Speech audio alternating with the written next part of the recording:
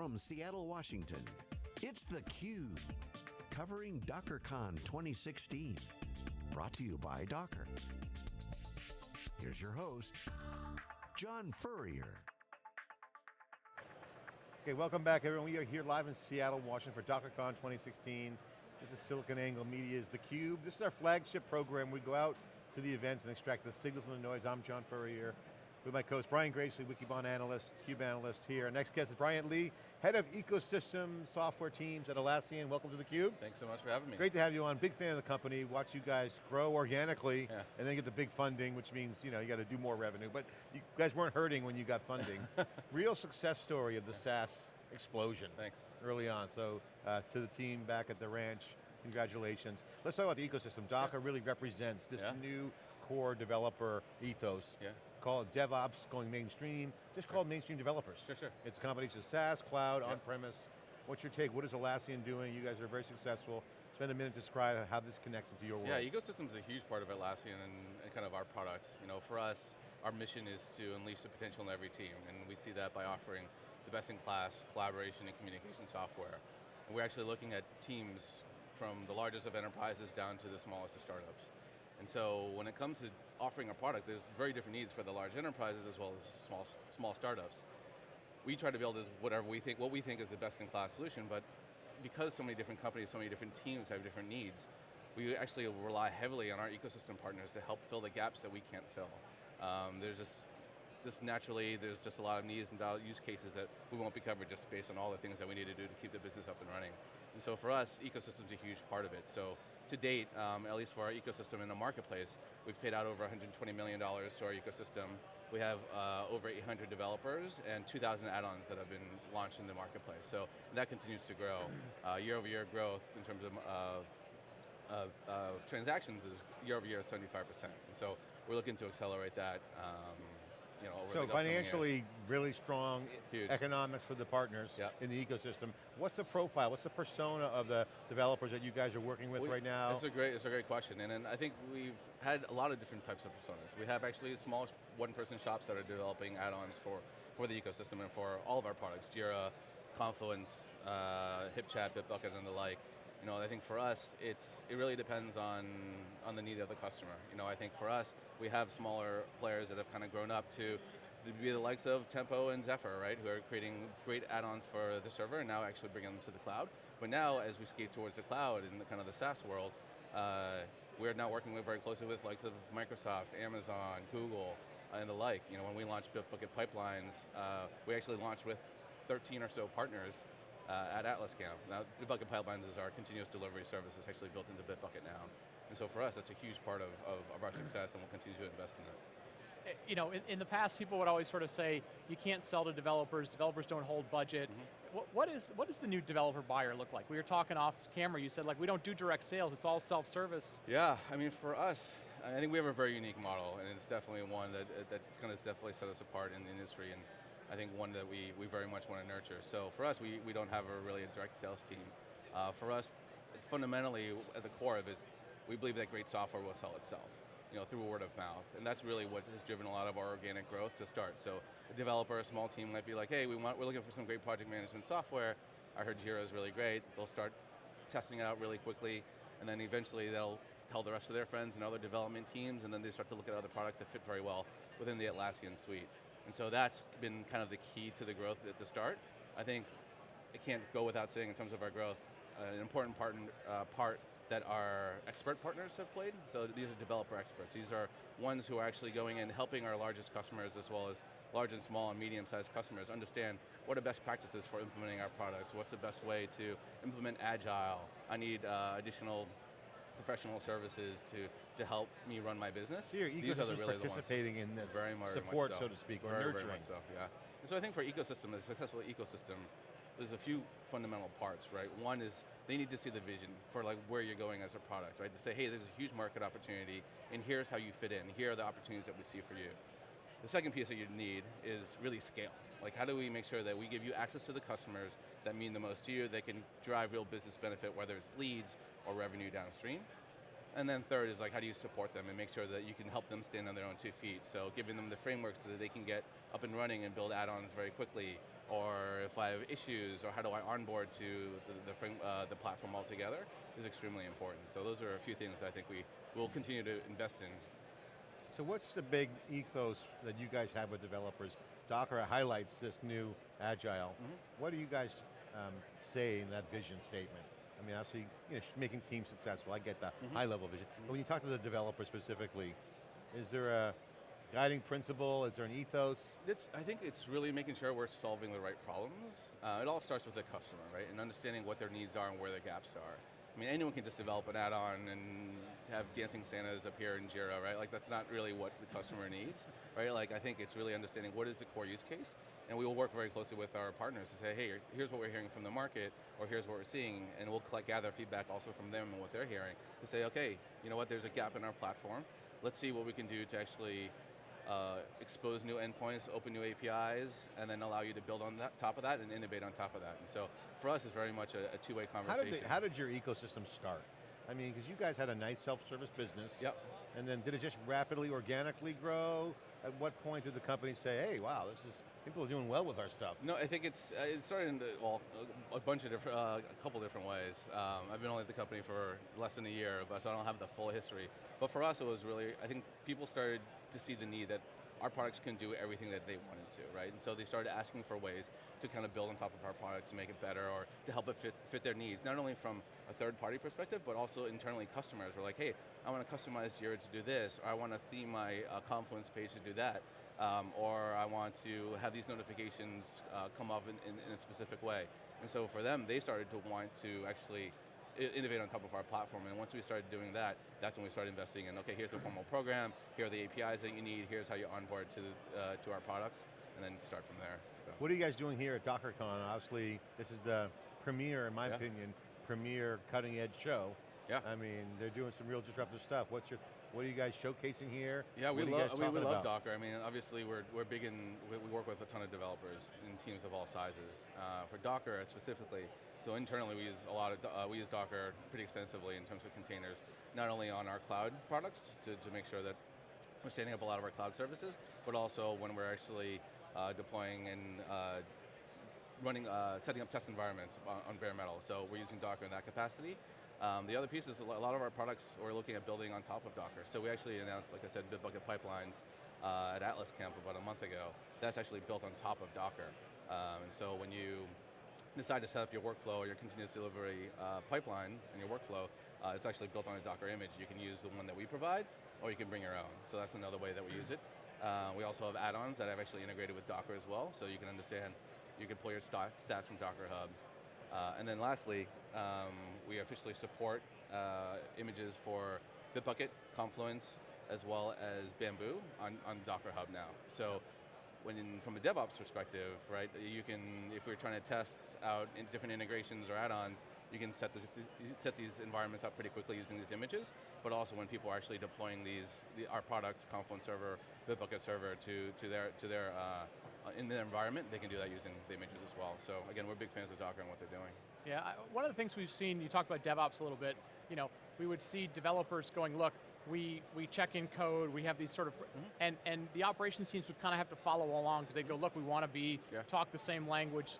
Do you see the same thing with your products where it starts with developers maybe using Jira, but then ops is using Confluence and some of the, I mean, do you see them drag along the ops teams? Yeah, that's a great question. We see a lot. I mean, every team is a little bit different. For the smaller teams, maybe they're a little bit more nimble, they can communicate more effectively. I think one of the things that actually sets Atlassian apart from a lot of other folks is that a lot of our products tie together very, very, very tightly, right? And when the people are on the Atlassian stack, they can understand, okay, when I update a specific, if there's a commit in Bitbucket, that I can see an update, get an update in Jira, right? Or similarly on the Confluence page, you can understand, kind of track a number of Jira issues and the statuses and pull down the information that's necessary for you from let's say, a service desk perspective, right? So for us, that's a core part of it.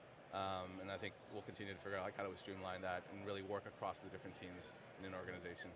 You spent 3 years at Facebook during some pretty growth years. I think before they went public, I can't remember, but 2011 there. And so they are the ultimate DevOps example. They built their own app, they built their own stuff. Yeah. Very software driven, very developer focused. That's what customers want to be like. And not like Facebook, but like that concept. Sure. rapid deployment of features. That's right. Totally agility, total cloud. They can't always get there. It's a unique, it's just a one-off unicorn or whatever you want to call it. But people want that, like feel. Yep. What do you advise them and how do you inspire developers to be like that? That's a great question. To be honest, I probably don't have, I think every developer has a different way in how they operate. You know, if you've been a developer for a long time and it's on a specific stack, you may have a certain way about doing things. I think it's understanding as a team coming together, how do you best communicate, right? How do I understand like what you're working on and how you work and how best to make sure our information's in sync? And I think that's where Atlassian can kind of come into play and really understand how to make sure that we're communicating in a similar fashion. I think for us, in terms of trends that we see, you know, we see a lot around microservices, we see this two-pizza team model and being able to, a lot more on automation and a lot more on like kind of you build it, you run it. And so like a lot more independence for specific teams. And I think as a result of that, there's a much more like fervent and much more high priority need for teams to communicate well. So I think for us, it's really around making sure you're setting up your team right in that capacity. For the folks watching, explain the chaos and the madness of the Docker momentum. It's pretty amazing here. It's really a lot of interest. How do you sort out kind of where, you know, the microservices, they got Kubernetes, I got this, I got southbound APIs, I got, you know, all the stuff that Docker wants to own, the ecosystem's filling in. It's kind of confusing. It is. There's a lot of people. It's amazing. How would you sort that out? I think, to be honest, I'm still trying to sort it out right now. I mean, we've had so many people come by the booth who are very technical around, how do you guys use containers? How can I deploy, you know, Confluence? How can I deploy Jira and Bitbucket using containers? You know, to some people who are still trying to figure out like how to best leverage containers in their environment and how best to actually work with Atlassian. I think at the end of the day, I think the questions, I mean, the demand is insane and the number of customers, we're talking to a very large Fortune 500, Fortune 100 companies that have been dropping by the booth. I think for us what's great is this one of the things that I'm kind of peeling out is that the need for like kind of best practices and how to Do you have one of those right now where you show people? In terms of best practices? Yeah, with Docker? Probably, I'm not quite sure. Actually, no, I should probably go back and check to see what we do have. We definitely have points of view on it internally. I think we probably should be doing more on that side. It's a work in progress. It's still a work in progress, but we've been working very closely with Docker to figure out like how do we try to train people on this and some of these best practices. Because you got to make it easy. You have a tough crowd to please. Yeah. Right? You can't just throw something over the transom. They'll crush you. Yeah. You got a very active community. As you can hear, they're getting restless over here. Yeah, all the giveaways are going on now. All the swag is out there. Yeah. All right, so what's the coolest thing you've seen here? The coolest thing, there's a lot of yelling going on. There's a lot of great stuff. I think it's one of the coolest things I've seen is just, I think it's more just the type of conversations that are happening, right? Yeah. And like how the types of questions and the conversations are just really around like, how do I actually get this into my company now? It's not no longer like, is this a viable product? Is this a viable service? Is it containers a thing? I think we've all kind of checked that box now. And it's really understanding how to best leverage containers in like the DevOps, the IT ops, or whatever kind of ops type of scenario. And I think that's probably been the most interesting thing for me. Is like the level of the conversation and how granular they're getting is really, there's a need for, there's a thirst for more hand-holding, best practices, how to best use Docker, Kubernetes, Mesosphere. I mean, they're all doing amazing things, and so I think it'll be interesting to see kind of what comes out over the next 6 months. Have we reached a tipping point yet? I mean, people have been talking about, you know, more applications are going to be customer-facing than internal-facing. Have we reached that tipping point yet? Are we getting close to it where, you know, that developer focuses on outbound products, outbound customer interaction, as opposed to, you know, the productivity internal stuff? Personally, I think you see both. A lot of it. I don't think one can really exist without the other. You know, there's not, again, one solution that fits all. And so I think internal teams will just have a lot of different needs. You know, I think we see a lot of teams, for instance, pushing, like DevOps are using a lot of stuff in the cloud, but in production they're still using it, you know, behind the firewall. So everyone will have different ways in terms of how they operate and set things up, but also internally, the tools that you need to kind of communicate, to coordinate those types of the type of operation. Obviously, you'll still need to make sure that you'll have good internal tools as well. What's the vision? You mentioned vision, scale, support. Yeah. Take a minute to explain the vision, the scale you guys bring, and how you support developers. Yeah, I think for us, the vision is really around ecosystem. Are you talking about Atlassian overall? Yeah. So Atlassian overall, again, is specifically really, the ecosystem that you're serving. Yeah, I think for us, we had our big developer event, Atlas Camp, just last month in Barcelona, attended by over 500 or 600 attendees. They all kind of descended upon Barcelona, and we kind of shared our roadmap. I think for us, the vision was like, we're continuing to invest in the ecosystem. It's a huge part of where we're going. Cloud we see as a huge growth lever for our business, and we're going to continue to invest in that. The server also is a huge opportunity, but the needs for the developers that are working on the server are very different from the needs of the developers that are working from the cloud. And so from that perspective, we're making sure that whether it's Bitbucket, and you're seeing things around pipelines, as well as kind of much tighter integration between Bitbucket and Jira, you're going to start to see more innovation on that side. Jira Service Desk, we actually announced kind of Connect for Jira Service Desk, which is our kind of IT service desk option product. That's opened up, so you'll see a lot of integrations kind of coming in on that side. HipChat, again, continues to get invested in as well, so we'll continue to invest in the ecosystem and build new integrations on that side. And then Confluence as well, we just launched theming for the cloud, and there's a lot more different use cases that we're looking at. So we kind of laid that kind of... HipChat competes with Slack. Yes, HipChat competes with Slack. So from a vision perspective, this is what we see as the opportunity, and we also kind of paved the way in terms of, here's what customers are asking for, right? And then in terms of kind of scale, I think that's one of the big things that we're actually investing in the ecosystem side, is how do we kind of make sure that people are seeing the success that they need to kind of continue to develop on our platform. So you'll see us do a lot more co-marketing, trying to kind of help promote our partners and understand kind of the value that they bring to the table in a much more core part of our messaging. And then thirdly, in terms of support, we're doubling down in terms of our developer experience and making sure we have the right documentation in place, the best practices in place. We're kind of redoing how we do the whole the hello world type of apps. And so there's a lot, and we're also investing a lot more in terms of support and kind of consolidating a lot of different support channels across products. So for us, there's investment going in. Any events coming up for developers, or the big tent event? So the big one will be Summit, which is going to be in October, second week in October, so that's going to be in San Jose. That's our big customer event. We're shooting for north of 4,000 attendees there.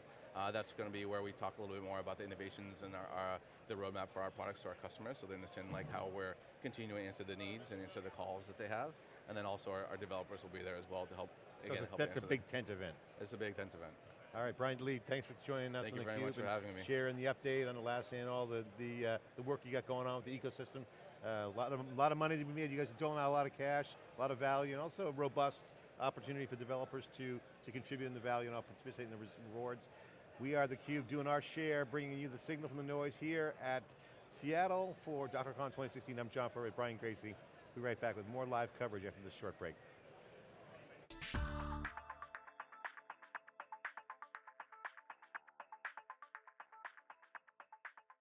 Our next guest is Scott Johnston, who's the Chief Operating Officer of Docker.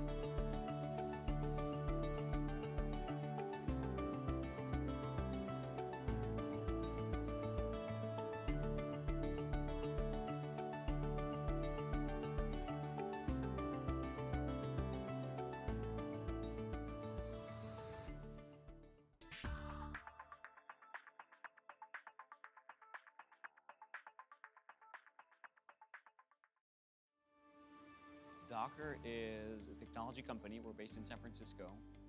And Docker is the creator of a technology platform based on software containers. The inspiration for Docker came from solving my own problems as an engineer. When you create an application, you spend more time deploying it. So automating those tasks was the inspiration, making the developer's life as easy as possible so that they can focus on what matters, which is creating great software. When you deploy your application with Docker, each component of your application is isolated and can be scaled and deployed independently. That gives you a lot of flexibility in how you deploy, how you scale, and how you interconnect your services to form a broader application. All these steps are very easy to automate from a very simple building block, which is the container. Containers are a big deal because they give enterprises a fundamental building block to assemble exactly the platform they need. There's a lot of application platforms out there that tell you exactly what to do and don't let you change it.